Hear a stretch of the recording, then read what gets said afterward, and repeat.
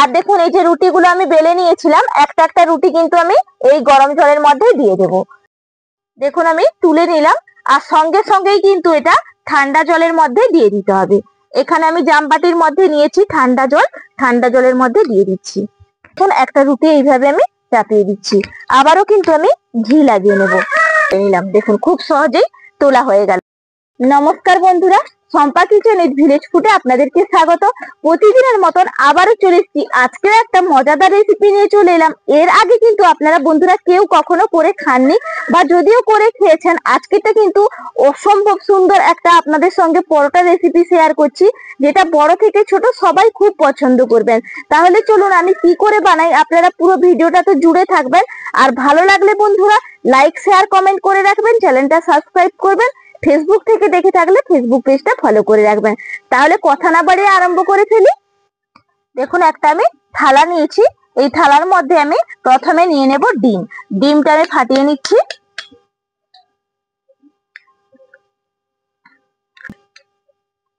আমি এখানে দুটো ডিম কিন্তু ব্যবহার করলাম, আপনারা যে যতটা পরিমাণে করবেন ততটাই কিন্তু ডিমটা ব্যবহার করবেন। এরপর ভালো করে একটু ফেটিয়ে নেব। এর সঙ্গে আমি দিয়ে দিচ্ছি লবণ। লবণটা কিন্তু আপনারা পরিমাপ অনুযায়ী বুঝে বাড়িয়ে কমিয়ে নেবেন। এরপর এর মধ্যে দিয়ে দেব ময়দা। ময়দাটা অল্প অল্প দিলাম, আর এইভাবে কিন্তু আমি মাখবো, পুরোটা একসঙ্গে দিয়ে দেব না।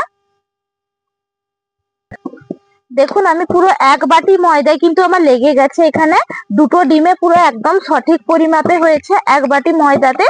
এর মধ্যে আমি সামান্য একটু সাদা তেল দিয়ে দেব, দিয়ে ভালো করে আবারও একটু মাখিয়ে নেব। দেখুন ডোটা কিন্তু আমার একদম তৈরি হয়ে গেছে। এরকম একটা কিন্তু সফট ডো তৈরি করবেন। আর আমার এর মধ্যে কিন্তু একটু আমি জল ব্যবহার করিনি, আপনাদের যদি প্রয়োজন মনে হয় তাহলে বন্ধুরা একটু জলও ব্যবহার করতে পারেন। এটাকে আমি ঢাকা চাপা দিয়ে 10 মিনিটের জন্য রেখে দিচ্ছি। এটা 10 মিনিট ঢাকা চাপা দিয়ে রাখা থাক, আমি সেদিকে উনুনটা ধরিয়ে নিই। উনুনটা ধরানো হয়ে গেছে, এরপর কড়াইটা চাপিয়ে দিচ্ছি। কড়াইটা গরম হয়ে গেছে, কড়াইয়ের মধ্যে দিয়ে দিচ্ছি জল। এখানে জলটা কিন্তু ভালো করে গরম করে নেব, এইদিকে গরম হতে থাক। দেখুন কড়াইতে তো জল গরম করতে বসিয়ে দিয়ে এলাম, এইদিকে কিন্তু 10 মিনিট হয়ে গেছে। এটা ঢাকা চাপাটা খুলে নিলাম। দেখুন আর একটু আমি হাত দিয়ে কিন্তু এইভাবে একটু মাখিয়ে নিচ্ছি। দেখুন কত সুন্দর ডোটা কিন্তু সফট হয়েছে। এইভাবে কিন্তু সফট করে মাখাতে হবে। এখান থেকে দেখুন আমি এইভাবে লম্বা করে নেব, দিয়ে গোল গোল করে একটু পাকিয়ে নেব। যে যেরকম মাপে করবেন সেরকম কিন্তু পাকিয়ে নেবেন। দেখুন সবগুলোকে এইভাবে কিন্তু আমি হাতের তালু দিয়ে গোল গোল করে পাকিয়ে নিয়েছি। এরপর এগুলো আমি বেলে নেব। দেখুন এরপর বেলে নেব, ময়দার মধ্যে একটু কোটিং করে নিচ্ছি। যতটা সম্ভব কিন্তু পাতলা করেই বেলতে হবে। দেখুন আমার কিন্তু বেলা হয়ে গেছে, আর দেখুন আমি কতটা সুন্দরভাবে একবারে পাতলা করে বেলেছি। দেখুন আমার কিন্তু আঙুল দেখা যাচ্ছে যে এইভাবে আমি পাতলা করেছি। এরপর বাকিগুলো একইভাবে এরকম পাতলা পাতলা করেই কিন্তু বেলে নিতে হবে। এখন আমার সবগুলো কিন্তু একবারে বেলা হয়ে গেছে, আর দেখুন কত সুন্দর পাতলা পাতলা করে কিন্তু প্রত্যেকটা আমার বেলা হয়েছে। এরপর আমি এগুলো কি করে বানাচ্ছি পুরোটা বন্ধুরা জুড়ে থাকুন, তাহলে আপনারাও সঠিকভাবে করতে পারবেন, কেউ তো স্কিপ করে চলে যাবেন না। জলটা তো গরম করে নিয়েছি, আর দেখুন এই যে রুটিগুলো আমি বেলে নিয়েছিলাম, একটা একটা রুটি কিন্তু আমি এই গরম জলের মধ্যে দিয়ে দেব। খুব একটা কিন্তু বেশি টাইম রাখা যাবে না। দেখুন এটা কিন্তু হয়ে গেছে, এরপর আমি এটা তুলে নিচ্ছি। দেখুন আমি তুলে নিলাম, আর সঙ্গে সঙ্গেই কিন্তু এটা ঠান্ডা জলের মধ্যে দিয়ে দিতে হবে। এখানে আমি জামবাটির মধ্যে নিয়েছি ঠান্ডা জল, ঠান্ডা জলের মধ্যে দিয়ে দিচ্ছি। দেখুন ঠান্ডা জলের মধ্যে দিয়েছি, ঠান্ডা জল থেকে কিন্তু একদম তুলে নিলাম। দেখুন এইভাবে তুলে আমি প্লেটে রেখে দিচ্ছি। সবগুলো আমি একইভাবেই করে নিচ্ছি। সবগুলো রুটি কিন্তু আমি জল থেকে একদম ঠান্ডা জল থেকে তুলে নিলাম। আর বন্ধুরা আপনাদেরকে আর একটা কথা বলে রাখি, যখন গরম জলে দেবেন কিন্তু যদি খুব একটা বেশি গরম হয়ে যায় জলটা, তাহলে কিন্তু সঙ্গে সঙ্গেই তুলে নেবেন, না হলে কি হবে সেদ্ধ হয়ে যাবে আর কিন্তু কড়াই থেকে তুলতে পারবেন না, সেই দিকেও কিন্তু খেয়াল রাখবেন। আর ঠান্ডা জলের মধ্যে দিয়েও কিন্তু সঙ্গে সঙ্গেই তুলে নিতে হবে। দেখুন সবগুলো আমি তুলে নিয়েছি, এরপরে আরো প্রসেস বাকি আছে, বন্ধুরা পুরোটা চোখ রাখুন। আমি একটা তাওয়া নিয়েছি, আপনারা চাইলে কিন্তু ননস্টিকের কড়াই কিংবা তাওয়া এই দুটোর মধ্যে যে কোনো একটা জিনিস নেবেন। আর এর মধ্যে দেখুন আমি এখানে নিয়েছি ঘি, ঘিটা কিন্তু ভালো করে তাওয়ার মধ্যে আমি ব্রাশ করে নেব।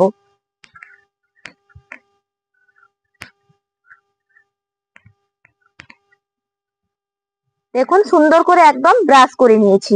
এরপর যে আমি রুটিগুলো দেখুন বানিয়ে রেখেছিলাম, এই যে গরম জল থেকে তুললাম, একটা একটা রুটি কিন্তু আমি এর মধ্যে এইভাবে সাজিয়ে দেব, দিয়ে ওপর থেকে আবারও আমি ঘি লাগিয়ে নেব। অবশ্যই ঘিটা দেবেন, তাহলে কি হবে, খেতে ভালো লাগবে। আর যদি একটু ফেটেও যায় কোনো রকম সমস্যা নেই। দেখুন ঘি তো লাগিয়ে দিলাম, এর ওপর আবারও একটা আমি রুটি চাপিয়ে দিচ্ছি। ঘি তো সুন্দর করে লাগিয়ে নিলাম, আবারও উপর থেকে দেখুন একটা রুটি এইভাবে আমি চাপিয়ে দিচ্ছি, আবারও কিন্তু আমি ঘি লাগিয়ে নেব। ঘিটা সুন্দর করে কিন্তু ব্রাশ করে নেবেন, তার ফলে কি হবে, খেতেও যেরকম ভালো লাগবে।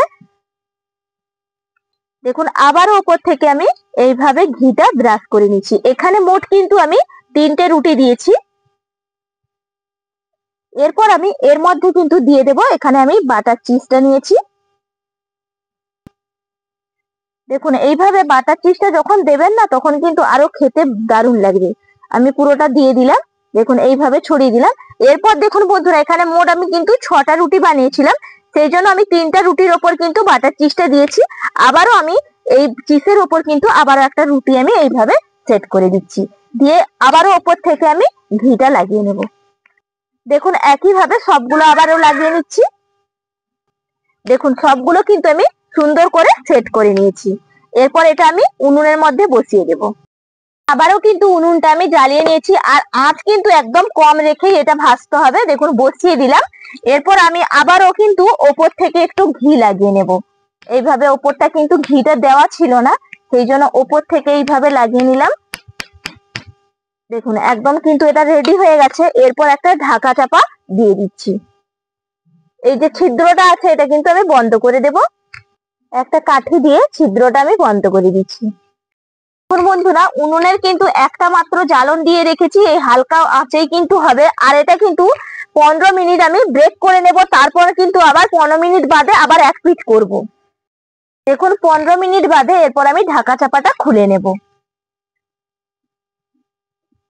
এরপর কিন্তু এটা আবার এক পিঠ ভেজে নিতে হবে, সেই জন্য এই তাওয়াটা উঠিয়ে নিই। দেখুন তাওয়াটা তো উঠিয়ে এনেছি, আর একটা দেখুন হাতে নিয়েছি প্লেট, এই প্লেটটা দিয়েই কিন্তু উঠিয়ে নিতে হবে।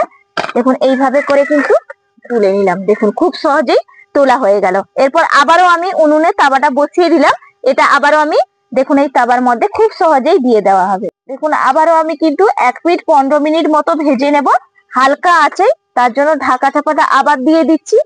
একদম কিন্তু বন্ধুরা হালকা আঁচে করবেন, তাহলে দেখবেন কত সুন্দর হবে। দেখুন আপনাদেরকে দেখাই, দেখুন ওপরটা কিন্তু কত সুন্দর কালার একটু এসছে, এইভাবে কিন্তু পুড়েও যাবে না আর সুন্দরভাবে তৈরি হবে। দেখুন এটা কিন্তু আমার একদম রেডি হয়ে গেছে। আমি কিন্তু 15 মিনিট করে করে দু পিঠ কিন্তু করে নিয়েছি, টোটাল আমার 30 মিনিট এখানে গেছে ভাজার জন্য, কারণ কম আছে তো ভেজেছি। দেখুন কত সুন্দর হয়েছে।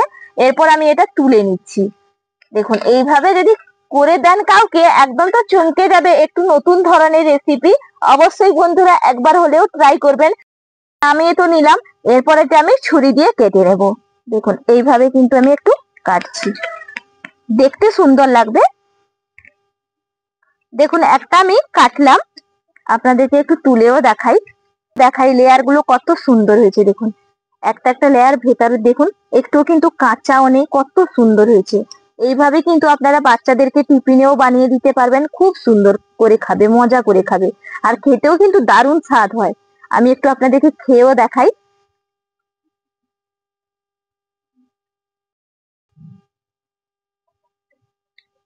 সত্যি স্বাদ, চিজটা পড়ছে আর ঘির পুরো ফ্লেভার, দারুণ লাগছে বন্ধুরা। এইভাবে একবার হলেও অবশ্যই বানাবেন, দেখবেন বাড়িতে সবাই একদম চমকে যাবে। একবার বানিয়ে দেবেন, বলবে বারবার এইভাবে বানিয়ে দিতে, এতটা ভালো হয়েছে। আর একদম কিন্তু নরম তুলতুলেও হয়েছে। খেতে দারুণ লাগছে। অবশ্যই সবার আজকের ভিডিওটা ভালো লেগেছে। তাহলে আজকের মতন এখানেই আমার পর্বটা শেষ করছি। আবার আপনাদের সঙ্গে আমার পরের ভিডিওতে দেখা হবে বন্ধুরা। টাটা।